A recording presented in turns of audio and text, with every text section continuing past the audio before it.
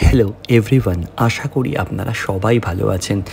ভগবানের কৃপায় আপনারা সবাই ভালো থাকুন এবং জন্মাষ্টমীর আগের দিন, পরের দিন এবং তারপরের দিন ৩-৪টে লুকস ক্রিয়েট করা হয়েছে। সেই লুকসগুলোই আপনাদের সাথে শেয়ার করেছি এবং আশা করি আপনাদের প্রত্যেক কটা লুকসই ভালো লাগবে, কারণ এটা একটু অন্যরকম, একটু পিঙ্ক কালারের ফুল, এটাকে কল্কি ফুল বলে।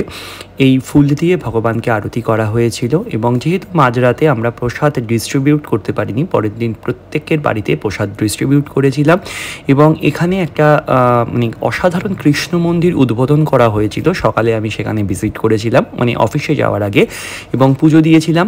এবং জানেন তো, ভাগ্যটা সত্যি আমার মনে হয় ভালো, কারণ ভগবানের অনেকেই নাকি ওনার দরজা বন্ধ পেয়েছেন, কারণ যখন সকাল থেকে হোম যজ্ঞ আরতি হয়েছে এবং আমি যখন গেছি না, দরজাটা খুলে দিয়েছে। জানি না কপালটা ভালো বা মন্দ, অনেকের কাছে আমি ভীষণ ভালো বা অনেকের কাছেই কিন্তু আমি ভীষণ খারাপ।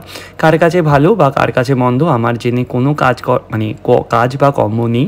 যার কাছে ভালো তার কাছে ভালো, যার কাছে খারাপ তার কাছে খারাপ। আকাশে সেদিন জানেন তো, আমি একটা ময়ূর দেখেছি। আপনারা বুঝতে পারছেন ময়ূরের ফর্ম? জানি না আপনারা বুঝছেন কি না, বাট আমি একদম অসাধারণ দেখতে পাচ্ছি। ময়ূরের পেখম মিলে ময়ূর নাচছে, দেখুন মাথা, পালক, এবং মাথায় কিন্তু ময়ূরের পালকটাও আছে এবং পেছনে কিন্তু ময়ূরের পালকটাও আছে। তাই বলি, বিশ্বাসে অনেকটা দূর, তর্কে অনেক দূর। তাই বিশ্বাস করি, তাই বলি, এবং তাই কিন্তু।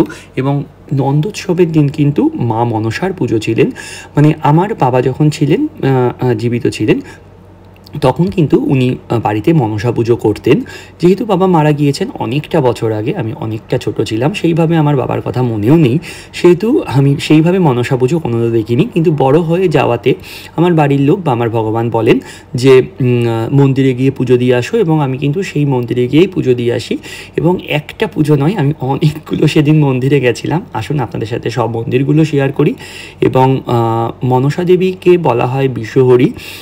মনসা দেবীকে যেহেতু শ্রাবণ মাসে প্রচুর সাপ বলে ওনাদেরকে জন্মগ্রহণ করেন, সেহেতু কিন্তু মনসা দেবীকে পুজো দেওয়া হয়। মনসা দেবীকে অবশ্যই দুধ এবং কাঁটালি কলা দিয়ে কিন্তু পুজো দিতে হয়, সেটাই আমি দিয়েছিলাম।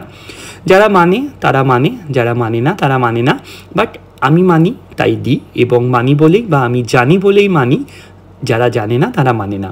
এবং এই মন্দিরটিও কিন্তু দেখুন, সেইভাবে আপনারা কোনো মনসা দেবীকে দেখতে পারবেন না, বাট এই মন্দিরটাও কিন্তু মনসা পুজোর দিনই কিন্তু সেখানে মনসা দেবীর আরাধনা হয়।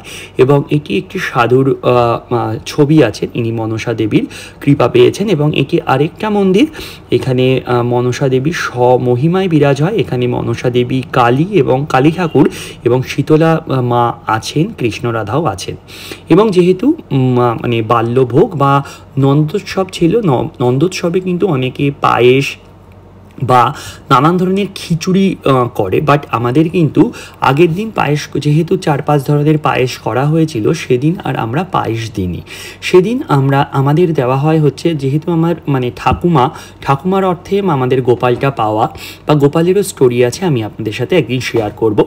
যেহেতু ঠাকুমার অর্থে আমাদের গোপাল পাওয়া, বা উনি গোপালকে এত নিজের ছেলের মতো ভালোবাসতেন, সেহেতু ওনার কৃপায় আমরা গোপালকে ছেলেদের থেকেও বেশি ভালোবাসি। যাই হোক, আমরা ওনাকে মানুষ রূপে দেখি। আমাদের না ভাত করে সেদিন, অন্ন, এটাকে অন্ন বলা হয়। অন্ন করা হয়, গোবিন্দভোগ চালের অন্ন করা হয়, 5 থেকে 6 ধরনের ভাজা হয়, ডাল হয়, এবং অবশ্যই কিন্তু চাটনি হয়। এবং পায়েস আমি সেদিন করিনি, সেদিন আমি দুধের একটা ক্ষীর করে দিয়েছিলাম ভগবানকে, সেটা মাখন দিয়ে ভোগ লাগানো হয়েছিল। এবং তাছাড়াও জানেন তো, সেদিন না আমার অফিস ছিল, যেহেতু অফিস ছিল, অফিস থেকে তাড়াতাড়ি এসেছিলাম এবং একটু কাজ পড়ে গেছিলো। সেদিন সানডে ছিল, বাট সানডে থাকা দরুনও আমার যেহেতু কাজ ছিল, সেহেতু আমি কাজ করে এসে, এবং আমার প্রচুর সেদিন শরীর খারাপ ছিল। জানি না আপনি বিশ্বাস করবেন কি না, আমি ভাবতেই পারিনি যে নন্দোৎসব আমি করতে পারবো। বাট এই যে বলেছি, ভগবানের কৃপা অসাধারণ, ভগবানের কৃপা অনবদ্য। যে বোঝে বা যে মানে সে মানে, যে জানে সে মানে, যে জানে না সে মানে না। যাই হোক, আপনি বলুন তো, এই বড় গপু, ছোট গপু, নাটখাট এবং সমুদ্র সোনা সবার ক্ষেত্রে থেকেও মনে হয় আমার একদম ছোট্ট সোনা, একদম সবার রূপ কেড়ে নিয়েছে। দেখুন, আমাদের এখানে শাক হয়, ভাজা হয় এবং চাটনি হয়, এবং তাছাড়াও কিন্তু আমাদের ফলপত্র দিতে হয় এবং লাবড়া তরকারি মানে ৫ রকম তরকারি কেটে বা ৫ থেকে ৬ রকম তরকারি কেটে সেখানে ভগবানকে ভোগ দিতে হয় এবং অবশ্যই কিন্তু মাস্ট গন্ধলেবুটা দিতেই হয় এবং তার সাথে মাখনটা ভগবানকে অর্পণ করতে হয় এবং এটি প্রসাদ দেওয়ার পরে এটাকে কিন্তু দলা করে করে সবাইকে প্রসাদ দেওয়া হয়। যেই প্রসাদের স্বাদ অতুলনীয়, সেটা আমার মনে হয় রেস্টুরেন্টে আপনি হাজার হাজার টাকা খরচা করলেও এই প্রসাদের স্বাদ আপনি পাবেন না।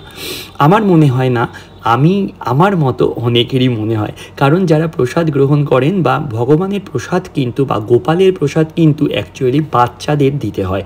বাচ্চারা খেলেই কিন্তু ভগবান সন্তুষ্ট হন বা গোপু সোনা সন্তুষ্ট হন। তাই আপনারা চেষ্টা করবেন আপনাদের প্রসাদটা অবশ্যই যেন ভগবানের প্রসাদ বা গোপালের প্রসাদ প্রত্যেক দিন বা